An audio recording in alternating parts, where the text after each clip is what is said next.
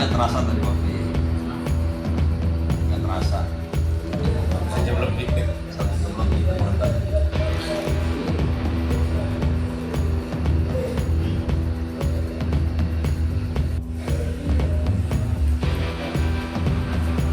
Udah pasti nggak mungkin datang. Udah lupa sih saya. Langsung nyampe sini langsung nanya itu mana Samsul. Kalau santri itu 1.500 pesertanya kita diskusi. Yang undang kiai itu loh. MWC sini. Jadi apel semua pesantren Jati Asih halakohnya nanti di MWC sini. Nanti itu dia diukur. Jadi semua total itu santri itu yang ngirim ke acara tersebut sekitar 500 santri dan inilah apa pengurus MWC pesertanya. Makanya saya undang ya lupa. Kalau bisa diskusi tentang Mas Wajaan tanggal 23. Cuman dengan nggak bisa katanya dipanggil PPNU kemana ya udah kalau dipanggil PPNU udah nggak mungkin lah. Ngobrol ini. Buya seorang Yahudi Abu Sekul kepada beliau dipersilakan pada segala hormat. Rasulullah Nabi Muhammad.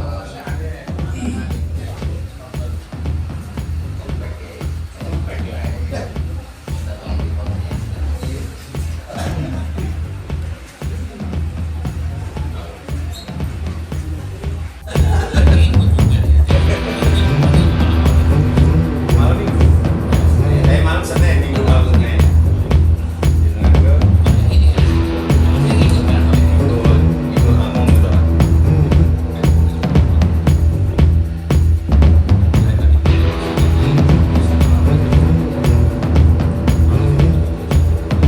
Oh iya.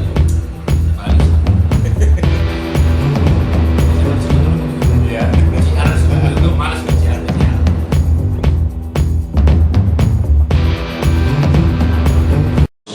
Kita tahu dia adalah orientalis ya. Orientalis itu bahasa Arabnya mustasyrik. Orientalis Belanda yang menurut para sejarawan dia tazahara bil Islam, pernah pura-pura masuk Islam, bahkan masuk ke Mekah ya, karena pura-pura masuk Islam ya sempat masuk Islam di sana disunat segala, dibikinin acara sama gubernur Mekah, gubernur Jeddah atau gubernur Hijaz lebih tepatnya yang dari Turki. Rupanya memang dia masuk ke Mekah punya misi. Misinya adalah ya memata-matai atau menulis secara detail apa yang dia bisa laporkan ke pemerintah Hindia Belanda. Dalam penelitiannya ke Mekah, sesungguhnya dia meneliti apa pengaruh ulama-ulama, dulu disebutnya ulama Nusantara, ulama Jawa yang ada di Mekah terhadap jamaah haji yang berangkat haji dan santri-santri yang belajar di Mekah, sehingga kemudian biasanya kalau pulang membuat yang namanya pemberontakan terhadap Belanda pada masa itu. Nah, itu sebenarnya misi utamanya. Saya katakan dia pura-pura masuk Islam karena belakangan Snogogro yang walaupun ke Indonesia itu sempat nikah dengan orang Indonesia dan dianggapnya Islam. Orang kita itu tahu waktu itu Islam, orang pintar. Jangan-jangan bahasa Arabnya lebih fasih dari orang Bekasi. Jago dia, bahasa Arabnya fasih sekali.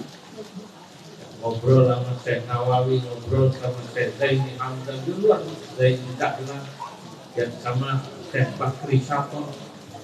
Umur 27 atau 28, ngobrolnya sudah doktor dari Indonesia. Nah, orang tahunya Islam. Pernah diambil mantu sama seorang penghulu kiai di Bandung, namanya Kiai Syuaib, saya ingat saya. Ada dua tuh, satu orang Bandung, satu orang Garut, sampai dikawin. Kata orang sana, ini katanya Arab bule. karena bule tapi pinter bahasa Arab ya. Tapi dia belakangan ditanya temennya orang Jerman. Kalau kata orang Bekasi, Senok, lu bener Islam beneran? Apa gue cuma buat speak doang. Gue cuma apa namanya? Buat pura-pura. Gue kalau nggak sunat, kalau nggak masuk Islam, gue nggak bisa semokan. Gue nggak bisa ngelitik. Namanya diganti waktu itu Abdul Ghaffar. Nah, bahkan Senok itu pintar sekali ngaji tafsir. Tapi inilah saudara-saudara hidayah.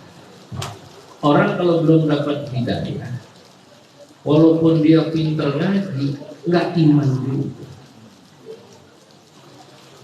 Orang kalau belum dapat hidayah, tidak ada rasa cinta pada Nabi, tidak ada rasa cinta pada Allah. Makanya orang-orang kalau sudah dapat hidayah, walaupun barangkali bahasa Arabnya nggak begitu bagus, walaupun ngajinya nggak begitu fasih, tapi kalau iman sudah masuk, cinta sudah masuk, masya Allah. Ya contohnya ya insya Allah seperti jamaah pada malam harinya. Terus itu maka Nabi katakan dalam hadis, Tuba liman ra'ani wa amana bi. Tumma tuba, tumma tuba, tumma tuba liman lam yarani wa amana bi. Berbahagialah orang-orang yang pernah melihatku lalu mereka beriman padaku, para sahabat. Tapi lebih bahagia lagi, lebih bahagia lagi, lebih bahagia lagi orang-orang yang belum pernah melihatku, tapi mereka mau iman, cinta, mahabbah kepadaku. Itu sebenarnya orang jati asli. Pernah lihat Nabi belum? Pernah ketemu Nabi? Ponakannya bukan? Dari hidung aja jauh kan? Dari hidung aja jauh. Tapi alhamdulillah, walaupun kita belum pernah bertemu dan melihat Nabi, kata Nabi, Tumma tuba, tumma tuba, tumma tuba liman lam yarani wa amana. Berbahagialah, sungguh berbahagia, berbahagia 3 kali tuba. Beruntung, beruntung, beruntung orang yang belum pernah melihat saya tapi mau iman, cinta, bahagia kepada saya. Senang ngaji tafsir kita. Ada lagi nanti namanya Animaris Haimel, ya, itu jago juga. Dia bukan cuma pinter ngaji Quran, ihya dibaca. Islam bukan enggak. Ya Allah, ini walaupun nggak bisa ngaji ihya, alhamdulillah Islam.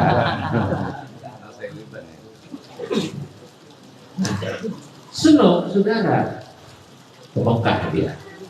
Pas di Mekah salah satu yang dia tulis dalam bukunya yang terkenal, bahasa aslinya si Mekah. Kalau dalam bahasa Arab kemudian ditulis dengan nama Sofha min Tarikh Makkah. Beberapa lembar. Sebenarnya buku itu cuma nama doang, Sofha itu beberapa lembar. Tapi maksudnya ya isinya tebal 2 jilid. Min Tarikh Makkah, tentang sejarah Makkah yang dia lihat pada masa itu. Nah, dia ceritain orang Makkah. Kata dia, innan nadhira fi syawari'i Makkah yajidu alwanan mukhtalifat. Orang yang datang ke Mekah, kata Senok, dia akan menemukan alwanan mukhtalifat, orang dengan berbagai macam warna kulit. Al-bayar, ada yang warna putih, rata-rata putih. Min abna'il akrab, biasanya keturunan atau orang Turki. Di Madinah ada turunan Turki dan Turki itu apa? Turunan gitu.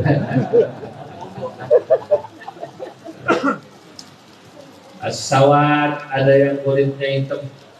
min abna'il Habasyah, keturunan orang Habasyah, Ethiopia. Dia lihat cerita juga ada yang warnanya coklat, orang Jawa. Orang Jawa banyak di Mekah, jangan salah. Pada masa itu kata Seno, mudronya dari sekitar 5.000 santri yang belajar di Mekah, 2.500 orang Jawa. Jadi dulu koloni Jawa, komunitas Jawa Al-Ajyal Al-Jawiyah itu menguasai Mekah. Dan sekarang sisa-sisanya keturunan. Sekarang yang masih kuat di Mekah satu Madura, ya kan? Sampai punya negara sendiri Madura. Dua Cianjur, Garut, sama mana lagi? Oh Banjar, kalau itu masih banyak. Kalau itu nggak kayak dulu. Dulu dari 5.000 santri, Mekah itu 2.500-nya orang Jawa. Orang Jawa menguasai zaman itu. Sampai perdagangan maju. Banyak yang dengki orang Jawa dulu. Kata Snow ngobrolnya, ini kalau orang Jawa lewat ini sama jamaah haji. Orang yang bukan Jawa. Jawa yang saya maksud ini sesungguhnya Indonesia. Karena zaman dulu belum ada negara Indonesia. Orang kalau dari mana-mana ditanya, dari mana lu? Kalau bahasa kita, dari mana lu? Kalau kata orang Betawi, dari mana lu? Jawa. Dia soalnya kalau bilang dari Betawi orang-orang nggak ngerti. Kalau bilang dari Lombok dia nggak ngerti. Begitu ditanya, min aina antum, dari mana anda? Jawa. Jawanya mana? Al-Ampenan. Baru dia bilang dari mana? Ampenan. Jawanya mana? Al-Bukhari. Dari Al-Bantani, Al-Manduri dari Madura. Bahkan nanti Al-Aceh dari Aceh ini bilangnya Jawa. Al-Fatani dari Patani Thailand bilangnya mana?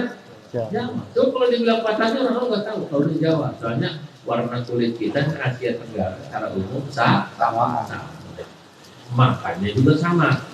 Nah, cuman mereka tahu ada bahasa daerah. Orang Jawa belum maju itu banyak yang iri sama orang Jawa. Karena kalau orang Jawa lewat, orang-orang yang non Jawa dulu di sono kadang-kadang suka ngeledekin. Misalnya ngajinya pakai bahasa Betawi ya. Biasanya terlalu resmi kayaknya ya. Saya suka diprotes katanya. Ngomongin jangan pakai di Jawa dong nantinya. Kami yang bukan orang Jawa ngerti kalau pakai bahasa Betawi aja kan begitu. Tapi lebih gampang dipahami ya. Nah, daripada pakai bahasa Madura. Kalau saya pakai bahasa Madura ngerti nggak nih? Bubar. Kiri. Ntar ya. Kalau bahasa Madura tuh. Nah, orang Jawa lewat. Orang Jawa kemudian namanya. Daru. Hati-hati lo kalau kata orang Betawi. Jawanis. Orang Jawa katanya maling. Dulu tuh orang Jawa udah diiringi karena sukses. Sampai sekarang kadang-kadang orang Indonesia masih disentimenin masih. Coba orang jamaah haji umroh ke Mekah, tawar barang, begitu kita tawar Indonesia bakhil. Masih ada kayak begitu ya? Indonesia pelit katanya. Orang kita kesel telur yang pelit. Tawar dulu katanya. Saudara-saudara, nah, yang saya ingin ceritakan terkait dengan apa yang sekarang kita bersama malam hari ini ada, yakni peringatan Maulid. Apa yang dicatat saya temukan dalam tulisan Snowboarder-nya. Dia bilang, saya keliling di Mekah pada waktu itu pas ya yang saya tahu tentang Maulid Nabi. Semua orang di Mekah dulu memperingati Maulid Nabi sebelum Mekah dikuasai oleh Wahabi sekarang. Waktu itu memang sesungguhnya Wahabi sudah mulai akan masuk ke Mekah, tapi kemudian masih kalah karena ulama-ulama mazhab 4 masih sangat kuat. Muftinya yang terkenal Syekh Ahmad Zaini Dahlan bahkan menulis satu kitab khusus fil raddi 'ala al-Wahabiyyah, bagaimana menentang orang Wahabi. Waktu itu orang semua bikin maulid. Mazhab Hanafi bikin maulid, Mazhab Maliki bikin maulid, yang dari Maroko bikin maulid, yang dari Turki bikin maulid, yang mazhab Hambali pun bikin maulid dengan tradisi masing-masing. Kalau orang daerah Afrika, dari dulu kalau maulid biasanya dibaca burda.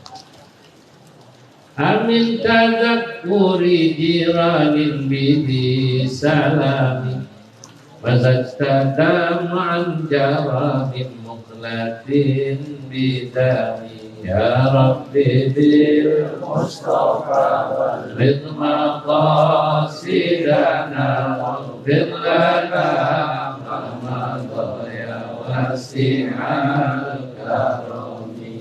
Dari dulu Nabiuna al-amirun nahi fala ahadun abarra fi qawlina minhu wala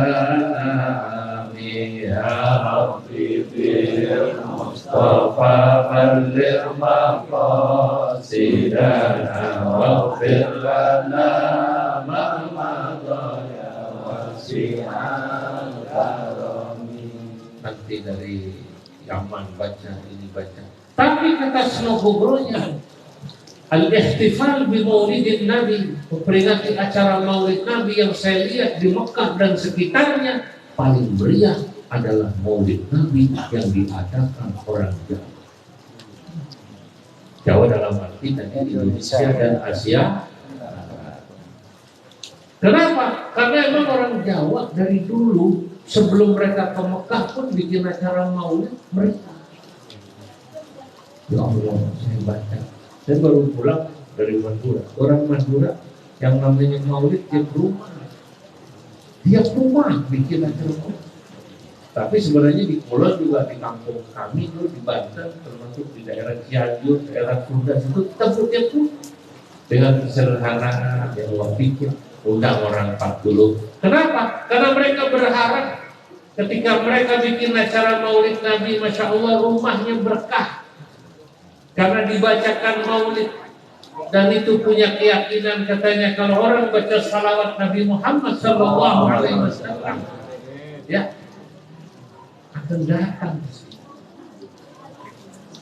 akan datang Masya Allah. Bahkan Allah Subhanahu wa Ta'ala dalam hadis, ketika orang baca salawat, Allah Subhanahu wa Ta'ala akan mengirim malaikat yang menyampaikan salawat salam kepada.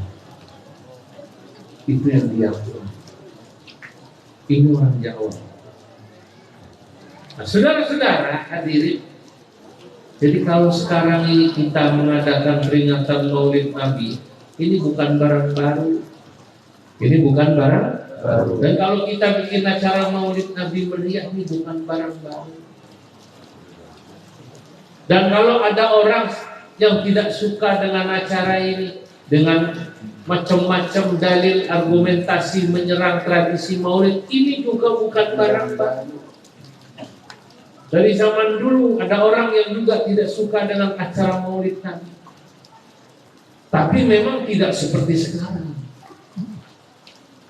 Yang mereka bilang katanya terlalu mengkultuskan Nabi, mendewa-dewakan Nabi, khawatir nanti kita menganggap Nabi melebihi dari Nabi. Kita juga tahu.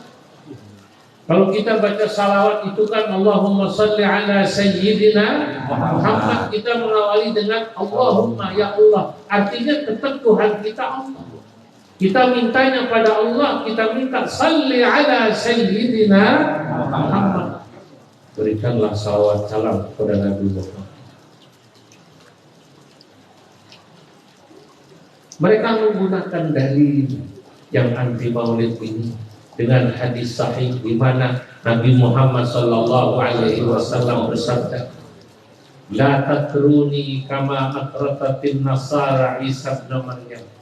Ada yang riwayat, "La tatruni kama atrata an-nasara ibna Maryam." Sama saja. Janganlah kalian mengkultuskan saya sebagaimana orang-orang Nasrani mengkultuskan Nabi Isa bin Maryam. Artinya saking senangnya sama Nabi Isa, orang Nasrani menganggap Nabi Isa Tuhan dan anak Tuhan. Kita juga tahu. Kalau kita tidak akan pernah menganggap Nabi Muhammad SAW sebagai anak Tuhan, apalagi Tuhan. Kita tahu batasan yang diajarkan, karena kita tahu Nabi itu betapapun sangat tinggi derajatnya. Kata Sayyid Muhammad Ali bin Abbas Al-Maliki dalam kitabnya Mafahim Yajibu an Tusahhah, maqam Nabi adalah maqamul makhluk. Makamnya makam makhluk. Kita harus yakin, bukan maqamul khaliq, bukan maqam khaliq. Jadi sebenarnya ini Pak, kita harus tahu Nabi itu ya Nabi, walaupun derajatnya kita bilang paling tinggi, karena Nabi itu adalah Nabi paling utama. Kalau ada orang tersinggung, mohon maaf, agama lainnya menganggap katanya Nabi gua yang paling unggul, ya itu terserah. Kalau kita sih yang namanya Nabi dari mulai zaman Nabi Adam sampai Nabi Muhammad semua wajib kita ingat. Betul, betul. Tapi yang kita tahu Nabi Muhammad adalah Nabi paling terakhir dan paling mulia. Mana dalilnya? Banyak. Hadis-hadis banyak, ayat-ayat banyak, termasuk ketika Nabi diminta Allah Subhanahu wa Ta'ala menghadapnya pada saat Isra Mi'raj. Yang orang Bekasi kalau subuh sering dengar salawat. Assalatu wassalamu alaik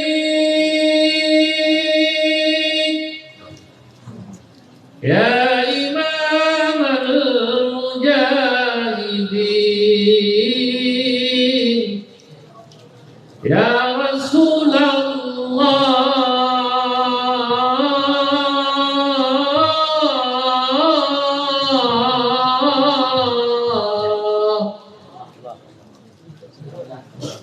Assalatu wassalamu alaik. Ini Nabi itu disebut indah sekali. Bagaimana menunjukkan Nabi itu Nabi paling mulia? Mana dalilnya? Saat Nabi Isra Mi'raj, malaikat, para nabi-nabi dari mulai Nabi Adam sampai Nabi Isa nunggu di Baitul Maqdis. Sampai Nabi datang salat, Nabi diminta jadi imam. Wa taqaddamta lis-salati fa shalla kullu man fis samai wa antal imam. Kau maju wahai Rasulullah lis-salati fa shalla, maka salatlah kullu man fis sama, semua makhluk Allah yang ada di langit, dari mulai malaikat sampai para nabi. Fasalla kullu man fis sama, semua salat. Wa antal imam, waktu itu ya Rasul engkau menjadi imam.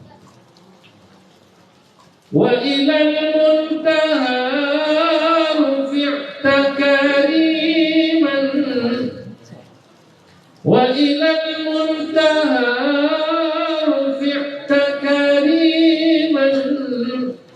وسمعت النداء عليك السلام.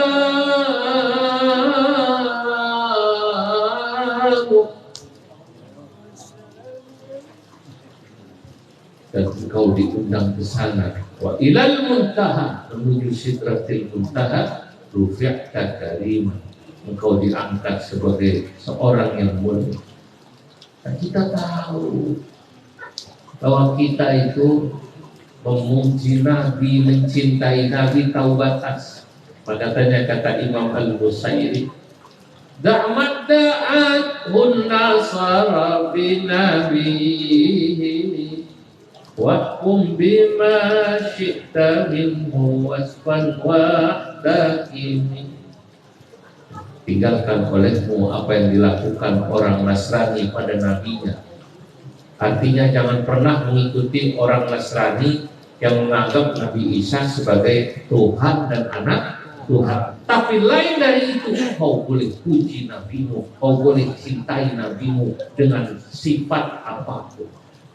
Anta syamsun, anta badrun, anta nurun, kau nur, tidak masalah. Kita tahu ini batasan yang paling utama, kata Syekh Muhammad dalam kitabnya Mafahim Yajibu an Tusahah. Jadi makanya almarhum Gus Dur itu banyak orang yang nggak bisa memahami, Pak. Ini memang orang moderat itu ngajinya harus lama. Orang untuk jadi moderat itu ngajinya harus lama. Kalau cuma kasar, kaku, ya nyalain orang itu nggak perlu lama ngajinya. Cukup ngaji sama satu guru, nggak boleh kemana-mana. Yang lain dianggap salah semua. Tapi kalau moderat, Gus Dur itu masya Allah, kayak apa beliau dituduh sana sini. Tetapi karena beliau itu ngajinya lama, coba sebelum berangkat ke Mesir, ke Irak, udah ngaji mau ke Jawa lama.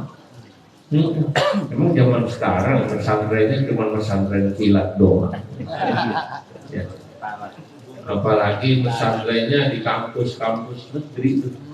Zaman sekarang banyak itu orang belajar agama di kampus baru dapat gitu, kemudian udah berani nyala-nyalain kiai ulama yang mondoknya puluhan tahun. Dibilangnya sesat, betul ya? Anak-anak kita yang sekolah di SMA negeri itu ikut rohis. Hati-hati, ikut apa namanya? Rohis. Sebenarnya bagus, ngaji itu sebenarnya bagus. Cuman masalahnya dijejelin yang gak bener, nyala-nyalain orang yang orangnya gak salah. Itu bukan salah, dia belum paham. Bacaannya kurang banyak. Ada orang saudara-saudara saking tidak senangnya dengan maulid dan ziarah, bahkan dia tidak mau ziarah ke makam Nabi. Ketika dia datang ke Masjid Nabawi, dia alasannya kita cuma suruh datang ke Masjid Nabawi, bukan ziarah ke makam Nabi. Hadisnya jelas kata dia, la tushaddur rihal illa ila thalathati masajid. Tidak perlu kau mengeluarkan biaya banyak pergi ke sana kemari kecuali 3 masjid lu boleh lu datangi umroh plus Aqsa. Pertama Masjidil Haram, kedua Masjid Nabawi, ketiga Masjidil Aqsa. Karena salat di Masjidil Haram 1 rakaat berbanding berapa? 100.000 rakaat. Salat di Masjid Nabawi berbanding berapa? 100 rakaat, 1.000 rakaat. Dan salat di Masjid Aqsa berbanding berapa? 100. Aqsa 1.000, Aqsa 100. Yang 1.000 Masjid Nabawi. Masjidil Haram berapa? 100.000. 100.000, 1.000 dan 100. Selain itu sholat di masjid mana aja sama. Ya, masjid pakai AC sama yang kagak AC sama. Betul. Lu sholat tuh jauh amat sana, palanya banyak kan apa enggak? Enggak, ademan pakai AC. Ya tapi kalau jauhan mungkin iya langkahnya banyak. Tapi sholat di tempat itu al-fadilah al-muta'alliqah bi makaniha tidak ada. Karena tempat itu sama aja semua tempat, kecuali 3 tempat tadi. Sehingga ketika dia datang ke Masjid Nabawi, dia hanya sholat aja di Masjid Nabawi. Ziarah ke makam Nabi enggak. Kalau ditanya, lu kenapa nggak ziarah? Hadisnya cuma suruh ke masjid, nggak disuruh ziarah. Dan dia nggak tahu itu mulianya Masjid Nabawi karena disebabkan Nabi Muhammad SAW dimakamkan di situ. Betul. Itu kalau tidak ada makam Nabi, Masjid Nabawi tidak ada mulianya mungkin, kata para ulama. Nisbah kemuliaan Masjid Nabawi itu karena disebut Nabawi karena makam Nabi ditempatkan di situ. Imam Malik, saudara-saudara, Malik bin Anas, pendiri mazhab Maliki, itu seumur hidupnya dalam kitab-kitab tarikh dijelaskan oleh para ulama kalau di Medina itu nggak pernah mau naik onta atau kuda. Ketika ditanya kenapa selama di Madinah, Madinah zaman itu memang belum luas kayak sekarang. Ya, paham nggak? Madinah zaman itu nggak seluas sekarang asli. Itu Imam Malik kalau di Madinah jalankan. Ketika ditanya kenapa beliau tidak mau naik onta, naik kuda, kata Imam Malik, saya tidak ingin naik kuda, naik onta, saya duduk gagah di atas wa qabru Rasulillah sallallahu alaihi wasallam. Sementara kubur Nabi, sementara jasad Nabi ada di bawah, lalu saya menginjak di atasnya gagah. Masya Allah. Wah. Kota Madinah, laula Rasulullah sallallahu alaihi wasallam, jika bukan karena Rasulullah dimakamkan di situ, ada di situ, juga tidak akan dapat kemuliaan. Jadi kalau ada orang semacam ini, saya ingat dulu saya bilang, itu kalau orang katanya ke Madinah, gak ziarah ke makam Nabi karena gak ada hadisnya, kata dia, yang ada cuma hadis suruh sholat di masjid. Kata guru saya dulu di pondok, itu bukan dia sebenarnya yang gak pengen ziarah ke makam Nabi. Terus Nabi yang gak pengen ditengok kalau kata guru dulu. Orang tahu gitu kan? Iya. Bukan dia yang nggak pengen datang ke makam Nabi. Jangan-jangan Nabi yang nggak pengen ditongokin sama di. Kalau ada orang tidak mau hadir membaca salawat Nabi atau hadir maulid Nabi, jangan-jangan bukan dia, Nabinya nggak pengen dengar dia baca salawat. Ini saudara-saudara. Tapi kalau ada orang tidak suka, ya sudahnya. Dia bilang katanya maulid Nabi ini bikin biaya banyak, uang duit. Apalagi orang Madura atau katanya di rumah bikin maulid, semuanya sudah efek. Nanti di musola bikin, ntar bisa di musola bikin lagi di atas musola di masjid. Tingkatannya apa namanya mas? Makan lagi, tapi dengan aja, kue lagi. Ntar habis masjid bikin lagi tingkat kecamatan, tingkat kelurahan. Itu katanya acara begini. Kalau dihitung duitnya habis berapa duit kata dia. Kalau habis berapa itu, dia bilang, Masya Allah, habis bisa bikin satu lokal, dua lokal. Nah ini susah. Kalau orang menghitung cinta, lalu dihitung pakai duit, susah. Saudara-saudara, kalau Anda cinta sama anak di pesantren, nengokin anak, nengokin orang tua di pesantren, anak nengokin orang tua di kampung, orang tua nengokin anak di pesantren, luar biasa nggak kira-kira? Kata orang lu cukup aja lu teleponan jarak jauh, nggak pakai duit, cukup pakai apa namanya telepon WA, video call, teleponnya cari wifi gratis loh gitu. Kalau pakai hitung-hitungan. Lah sama apa tidak orang ketika menelpon anak, ya dia dengar suaranya. Dengan orang yang kemudian langsung datang ketemu sama anak di pesantren, lain apa beda? Beda. Anak yang langsung ketemu dengan ibunya, abahnya, ayahnya, kakeknya, neneknya, lain apa beda? Ini ekspresi rasa cinta. Hanya orang yang tahu cinta yang bisa memahami cinta. Lu belum pernah jatuh cinta sih toh? Belum balik. Betul. Yang tahu cuma putus cinta. Lagunya lagu cukup sekali aku merasa.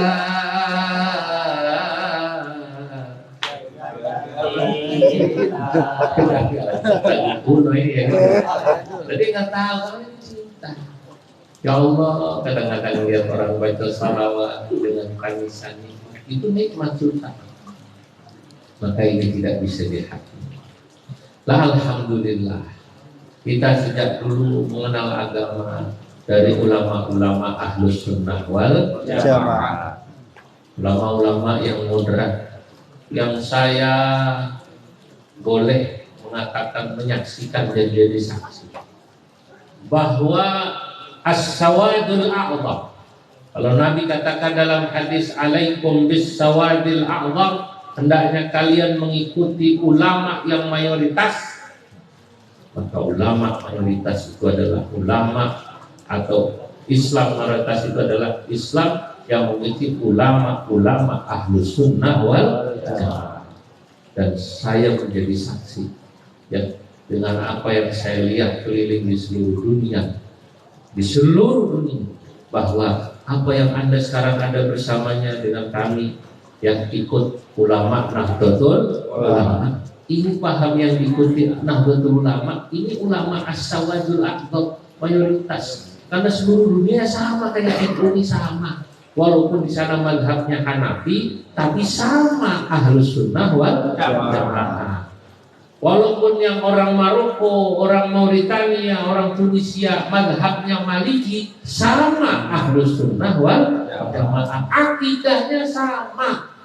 Apa akidahnya? Akidahnya yang diantaranya yang paling gampang yang sifat tauhid, sifat 20. Memang ada sifat 13, secara umum sama. Dan kesamaan mazhab Ahlus Sunnah wal Jamaah seluruh dunia dari sisi tauhid, ciri yang paling utama apa? Tidak gampang mengkafirkan sesama muslim. Imam Abul Hasan Al-Asy'ari mengatakan kepada muridnya Imam Zahir ya As-Salkhasi, kata beliau, "Ishhad alayya ya Zahir." Hai Zahir, kata orang Betawi, lu saksiin omongan guanya, lu saksiin omongan guanya. Ani, saya, kata Imam Asy'ari, la ukaffiru ahadan min ahli qiblah, tidak akan pernah mengkafirkan sesama muslim selama dia masih menghadap kiblat. Mau dia jarak sembahyang, Islam bukan kira-kira Islam. Ya kita bilang dia Islam kalau jarak sembahyang. Tahu urusan dosa dia, Allah urusan Allah. Itu kenapa kita dulu ngaji kitab Nazam Jauharatul Tauhid. Di situ diajari, wa man yamut wa lam yatub li rabbih fa amruhu mufawwadun li rabbih. Wa man yamut wa lam yatub an dambihi min dambihi fa amruhu mufawwadun li rabbih. Wa man yamut, barang siapa orang yang mati, orang Islam mati, walam yatub an dambihi, dia belum bertaubat dari dosanya. Zahirnya kelihatannya tukang mabok, zahirnya kelihatannya jarang sembahyang, zahirnya. Nih, kalau kita diajarin nih di NU, di akidah Ahlussunnah wal Jamaah, kata penulis kitab Jauharatul Tauhid, fa amruhu mufawwadun li rabbih, maka urusan orang itu kita serahkan kepada Allah, bukan urusan kita. Surga neraka bukan punya kita, emang punya lo? Bukan, ini siapa? Allah. Maka Allah lah yang mengatur. Dan kita cuma menjadi saksi doang. Makanya kadang-kadang begini, kalau ada orang meninggal jarang sembahyang, itu kiai yang pinter di kampung gak pakai istishhad atau minta istishhad. Saudara-saudara, saya minta kesaksian. Si Junjung nyaman hidupnya orang baik atau enggak? Yang orang bilang kagak, jarang sembahyang, gak usah. Kalau orang yang memang jarang sembahyang, ahli maksiat jangan dipakai. Kasihan, cukup ya ini bilang saudara-saudara si fulan yang insya Allah ahli khair, kita doain yuk diampuni Allah, amin amin gitu. Kecuali udah jelas-jelas emang zaman hidupnya bendahara NU, zaman hidupnya pengurus NU, zaman hidupnya masya Allah pengurus Ansor, betul ya, walaupun tingkat ranting. Di NU itu sebenarnya ranting, anak ranting, PBNU sama aja, sama-sama khidmat. Memang ada gajinya. Ada gajinya kira-kira? Ada yang ada berkahnya, benar-benar. Nah ini nggak ada gajinya. Kalau berkah malah jangan-jangan banyak yang diranting. Kalau di PB paling 1 titik, kalau ranting 3 titik. Kalau 3 titik berkahnya banyak ya. Betul. Kalau PB itu jaraknya jauh-jauh. Nah ini ya. Jadi kalau dia orang baik, kita kasih kesaktian. Kalau dia orang kelihatannya zahirnya tidak baik, ya kita nggak perlu minta, langsung doakan saja. Ya, saudara-saudara hadirin, kita doakan si pulang, semoga Allah Subhanahu wa taala ampuni dosanya. Amin. Masuk surga. Kita nggak pernah mengatakan neraka lu. Dia masih surga. Kenapa? Karena surga neraka saudara-saudara milik Allah Subhanahu wa taala. Itu akidah kita. Coba kalau kita ngaji itu kita irsyadul iman. Sebab orang itu kadang-kadang mohon maaf walaupun dohirnya ahli maksiat, banyak yang kita tidak tahu saat menjelang mati dia husnul khotimah. Dulu saya ngaji kitab Usfuriyah, Al-Mawa'idul Usfuriyah, nasihat burung gereja. Tadi dengan nasihat-nasihat yang ada tentang burung emprit. Itu ceritanya dulu sahabat Umar, kenapa dikasih nama kitab ini? Karena sahabat Umar satu ketika melihat anak kecil mainan burung gereja. Dulu zaman kita kecil dijualin, tahu nggak ya? Dikasih warna-warni. Masih ada bukan ya? Di sekolah-sekolah SD.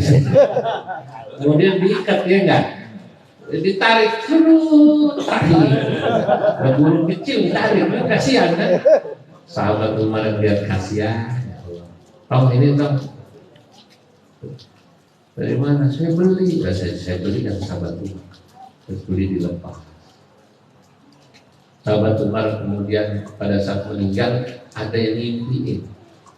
Ya, yang ngimpiin nanya, "Ma fa'alallahu bika ya Umar?" Wahai sahabat Umar, apa yang Allah Subhanahu wa taala berikan pada Anda sekarang di alam barzakh? Alhamdulillah, kata sahabat Umar, Allah Subhanahu wa taala memberikan pada saya kenikmatan luar biasa. Sebab apa? Kata yang mimpi itu. Bisalatika wa siyamika am bi'adlika. Apakah Allah Subhanahu wa taala memberikan pada Anda kenikmatan di alam barzakh ini karena Anda sholat dulu zaman hidup banyak, karena kemudian puasanya banyak, atau karena keadilanmu yang sangat terkenal? Bukan itu. Justru yang menarik kata sahabat Umar, yang membuat Allah merahmati saya karena ada satu peristiwa kecil. Ya, pada saat saya hidup dulu melihat anak kecil mainan burung apa namanya? Emprit. Ditarik, dilepas, ditarik, saya beli, saya kasih, saya lepas. Rupanya pada saat saya meninggal, ya ada dua malaikat datang. Malaikat siapa tuh yang datang di kuburan? Malaikat siapa? Mungkar. Pada saat dia datang yang satu, nah Mungkar Nakir kan serem, Mungkar Nakir nggak pernah senyum. Bangun, itu suruh bangun. Ada suara tanpa rupa. Malaikat yang lain intervensi. Katanya, jangan kau keras pada Umar. Lembutlah pada Umar. Fa innahu rahimahus surat. Kata suara tanpa rupa ini dengan kata suara Allah. Karena Umar bin Khattab saat hidupnya dia merahmati hambaku, atau maaf, merahmati makhlukku yang namanya burung emprit. Farahimtuhu fil ukhbah. Fa innahu rahimahus suran fid dunya wa rahimtuhu fil ukhbah. Sekarang aku rahmati dia. Itu gara-gara burung emprit. Ada orang yang ngaji kitab ini, dia sekali dengar langsung pergi ke sekolah. SD. Orang jualan burung, lu berapa? Gue beli. Kata yang jual, aduh enak juga ketemu banyak. Besok jualan, beli lagi. Tapi kalau memang betul karena dia kasih sayang, maka Allah Subhanahu wa taala akan merahmati. Ada juga di kitab itu cerita orang ketika hidup zahirnya ahli maksiat, tapi ternyata ketika yang bersangkutan saudara-saudara ya oleh masyarakat kampungnya dibuang apa ya, di apa namanya, di pinggir tempat sampah. Kalau kata kita Bekasi tempat sampah itu apa namanya? Pulau Gebang. Apa namanya? Bantar Gebang. Bantar Gebang. Tiba-tiba Nabi Musa mendapatkan wahyu dari Allah, ya Musa, Coba kau datang itu Bantar Gebang, sebut aja Bantar Gebang. Iya. Ya, tentu zaman itu namanya bukan Bantar Gebang. Kau datangi itu kamu. Karena ada kekasihku kata Allah yang dibuang oleh mereka di sana. Kekasihku yang dibuang di sana oleh masyarakat. Nabi Musa marah di kampung sebut Bantar Gebang marah ditanya Nabi Musa, bang, saudara-saudara, kok benar ada orang meninggal jenazahnya dibuang di Bantar Gebang di dekat tempat sampah? Iya. Emang siapa yang meninggal? Si Borokokok.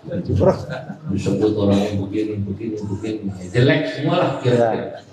Saudara-saudara, Nabi Musa munajat pada Allah. Fanaja Musa Rabbahu. Nabi Musa munajat, ya Allah, kau bilang katanya kekasihmu oleh masyarakatnya dibuang ke tempat sampah, tapi masyarakatnya bilang si fulan zaman hidupnya ahli maksiat begini.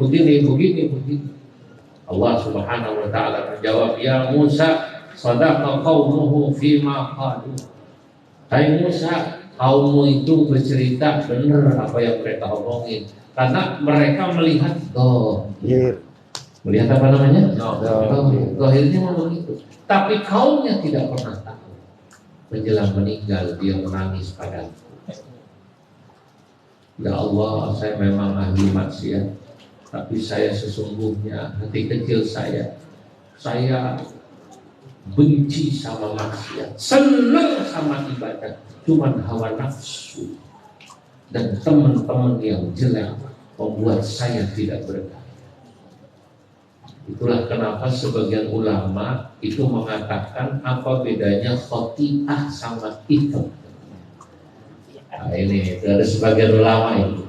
Kalau khoti'ah itu dosa yang dia tidak bisa menolak karena hawa nafsu atau teman.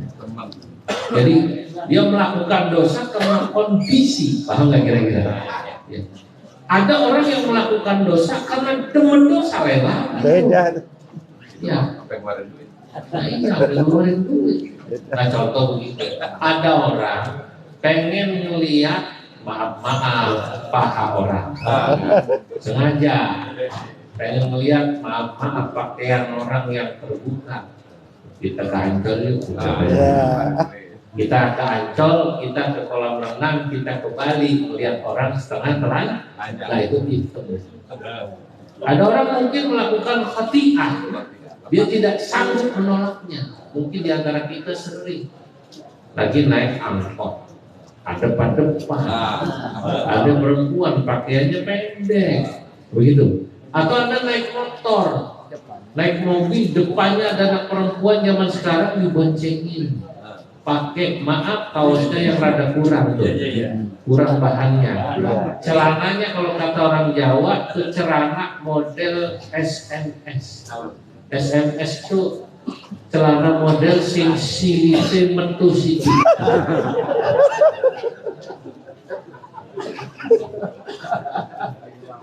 Parah. Ngerti kan? Ngerti. Bahasa Jawa. Iya. Katanya celana model SMS. Sekarang SMS sudah nggak laku ya. Ya, asyar itu katanya silite metu. Anda naik mobil depan begitu dia begitu. Anda merem nabrak.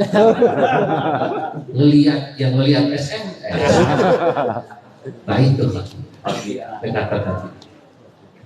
Ya Allah, yang kedua, sesungguhnya saya mencintai orang saleh dan saya benci sama orang ahli maksiat. Sehingga andai kata ada kebutuhan hajat acara di mana orang soleh berkumpul, maka saya akan dahulukan bantu mereka.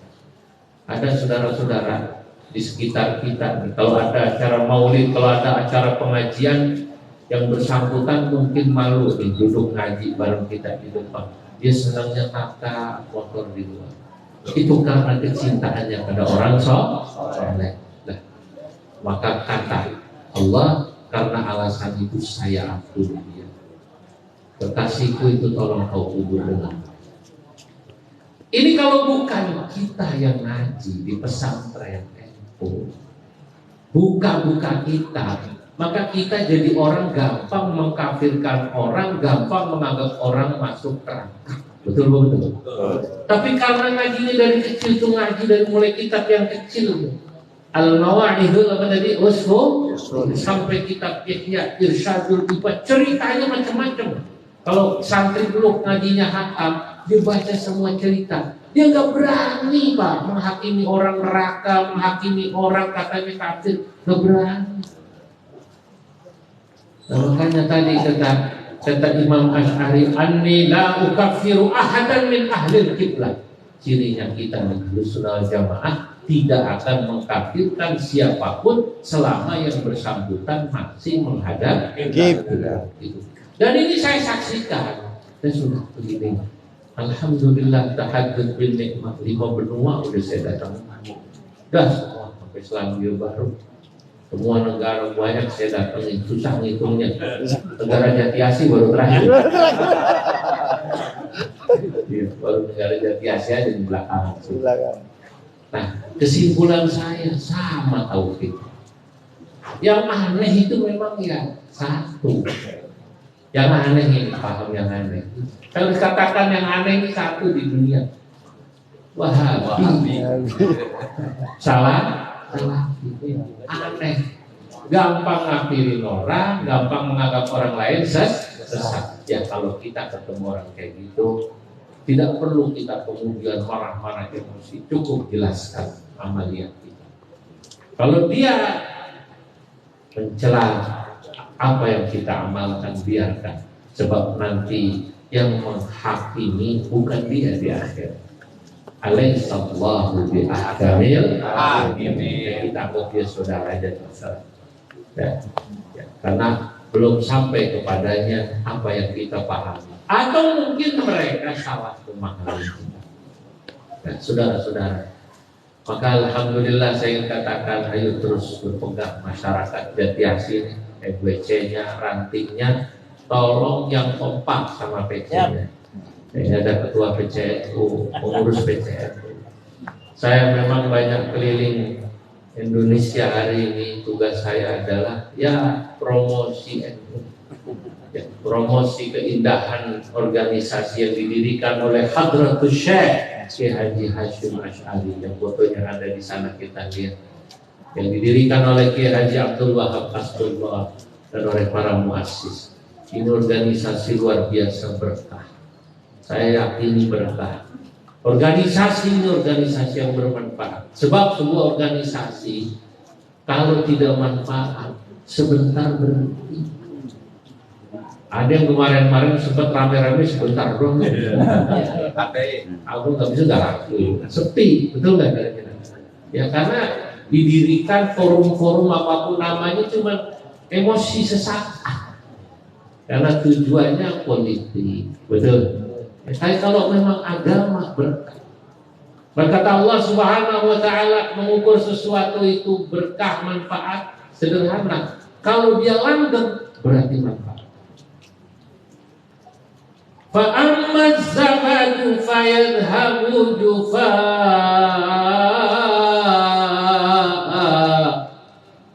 wa amma ma yanfa'un nasa fayanquthu fil ardh. Fa amma zabadu, adapun sesuatu yang seperti buih di lautan. Kelihatannya memang hebat kalau seperti buih. Buih itu kalau lagi banyak, tahu buih ya? Di laut tuh busa. Wah, banyak busa itu. Memang musim buih. Lagi musim, kelihatannya banyak laut di pinggir tuh kayak berbusa. Tapi nanti begitu hilang. Setahun, 2 tahun, tidak ada yang begitu ya? Iya. Ya. Anda cukup melihat fenomena yang terlihat, forum-forum apapun namanya, apalagi didirikan untuk sekedar menyerang orang, mendukung orang. NU didirikan bukan untuk menyerang orang, mendukung seseorang untuk jadi tokoh politik, bukan, terlalu rendah.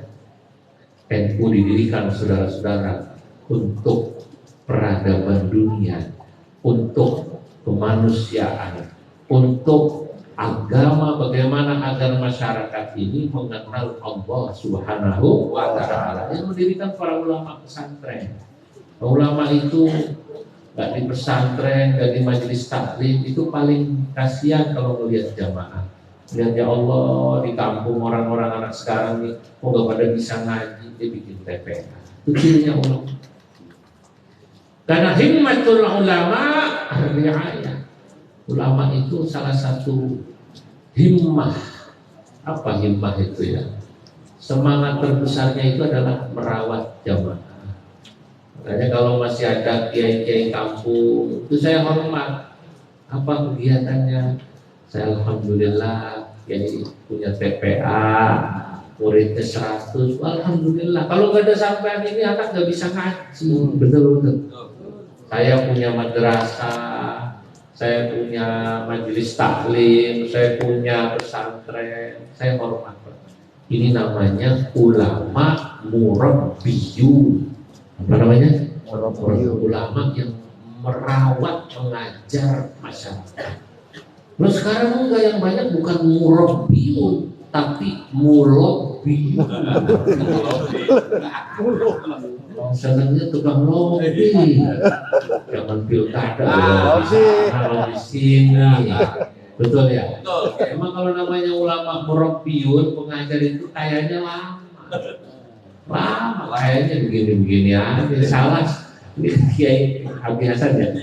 Nah, ya ini murabbi kan? Jadi dia begini-begini aja. Kalau murabbiyun mah cepat. Sebab kegiatannya bukan al-harakah al-ilmiyah, kegiatan ilmu, kegiatan tarbiyah, mendidik. Kalau ulama murabbiyun biasanya al-harakah al-pilkada. Pilkada, al-wal pilpres, ya kan gitu ya. Wal pilek. Nah, itu manfaat saudara. Buktinya apa? Langgeng. Wa amma ma yanfa'un nas, sesuatu kalau manfaat fayamkuthu fil ardh, dia akan eksis tetap. Makanya saat ini walaupun sudah hampir 100 tahun, kita tahu sekarang ini Nahdlatul Ulama dalam rangkaian apa namanya?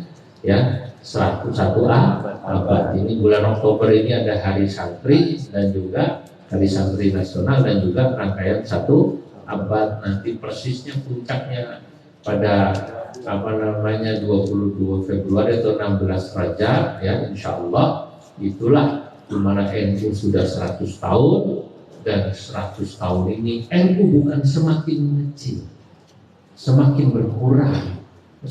Kalau yang kemarin-kemarin itu ada semakin mengurang, ramainya pas itu doang. Habis itu kemudian apa namanya sepi, NU enggak, terus. Sekarang Masya Allah NU ini tidak kurang jamaahnya, warganya, anggotanya dari 120-an juta lebih. Ada mengatakan 130 juta. Itu termasuk yang kalau bulan puasa nggak puasa. Sembayang. Termasuk yang jalan sembayang, tapi nggak apa-apa. Kalau yang begini mah dirawat, betul nggak? Nggak apa-apa. Sekarang kan kita pelan-pelan ini umat. Dulu ada sahabat yang tukang mabok masih ngaji, namanya Nuaiman. Hampir dilarang sama yang lain-lain, mau dipukul. Kata Nabi, la tadribu wa la taqtuluh, fa innahu yuhibbullaha wa rasulah. Ini namanya Nuaiman, dia begini masih mabok. Kalau ngaji paling depan.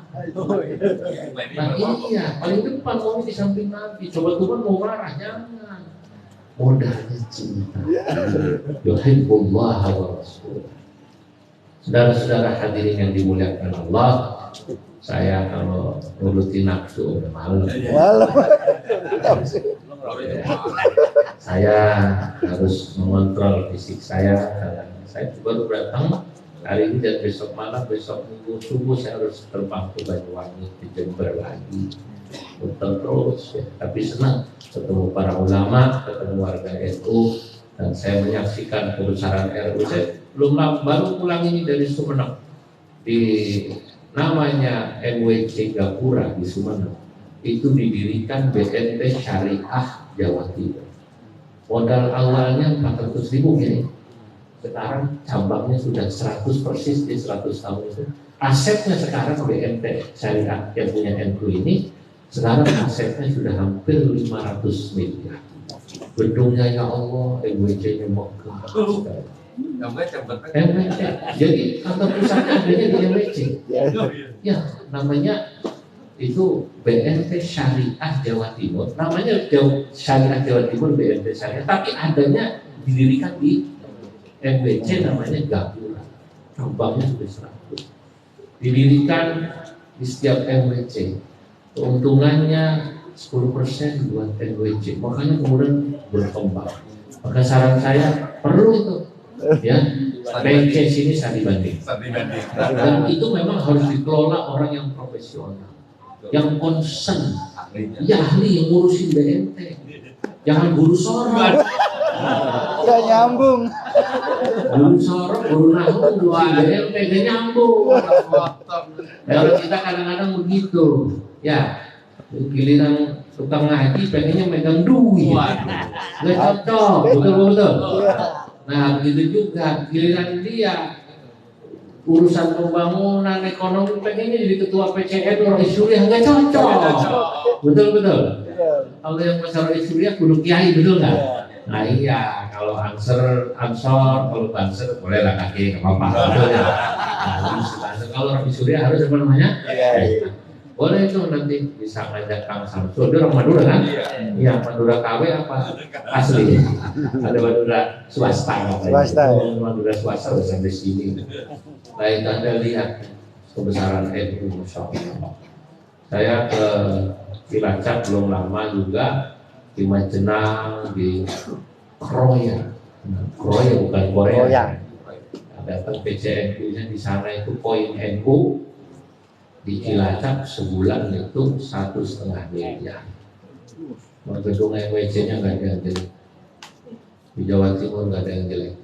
Maka saya ingin mumpung ada ketua PT, saya jelasin begini supaya semangat. Nah gitu, jangan ketua kantor PT numpang di KUA.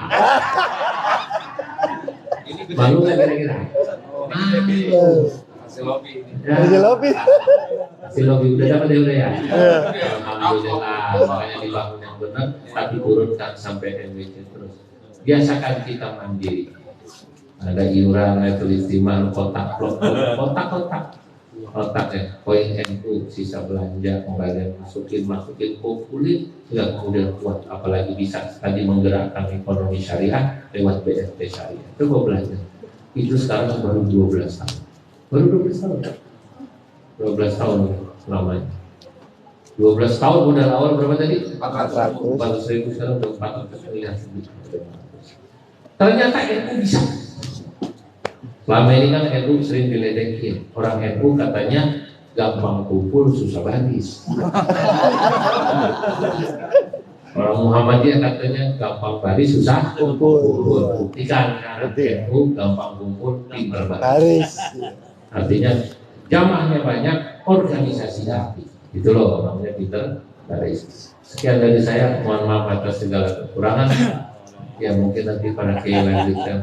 Kami tidak bisa lama-lama kiai. Wallahul muwaffiq ila aqwamit thariq. Wassalamualaikum warahmatullahi wabarakatuh. Waalaikumsalam.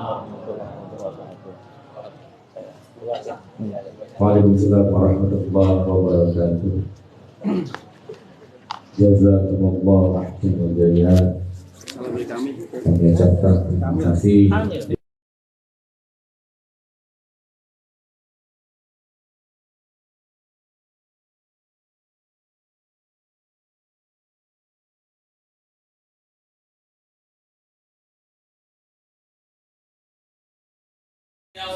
Lembah mana ini? Mau dianterin sebelah mana? Kita banyak yang dianterin, karena jadi ketahuan. Iya. Terus belok. Kemana sih? Ya selesai acara maulid di Jihud. Sini Pak. Sono. Iya pindah-pindah mulai. Celutak. Orang lagi pakai catur. Iya.